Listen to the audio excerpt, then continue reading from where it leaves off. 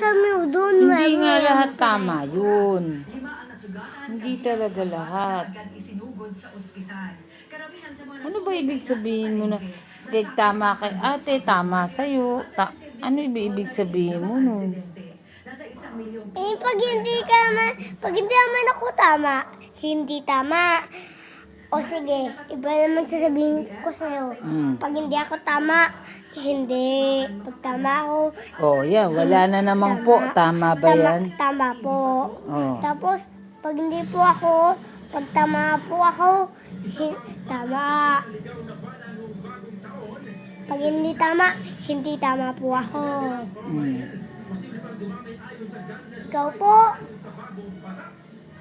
Ikaw po, pag hindi ka po tama, hindi tama po. Inaamin ko yun pag mali ako, di ba? Oh. Pag tama, Sasabihin ko, oops, sorry, mali si mama. pag tama ka po, tama po. Opo. Oh. Ano ang mga tama mo? Tama din si Ate Jack. Tama din siya. Pag tama din siya po. Si Papa, pag tama din po. Sa minsan. Bakit mo nga inaaway? Agad hindi mo pa nga alaman totoo. Kagaya nung sa beer. Oh, hindi naman talaga beer yung ininom. Pag mayroon na kayong uminom na beer, isa sa inyo. Kung mayroon naman, Wala na naman yan po. May kasalanan po, ay papagalitan ko po. Pero may galang pa rin, di ba?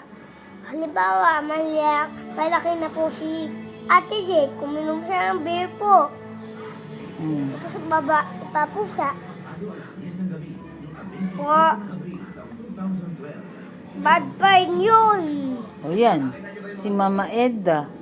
Nakita mo sa Facebook. Pag nakadating ako dun po, ay papagitong ko po silang may po. With po.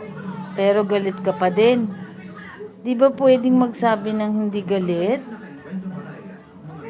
Paano yung malumanay? Ito malumanay ng galit po. Oh. Bakit po kayo nag-uminom ng beer? Ganun ang galit po na hindi po galit na seryoso po. Okay.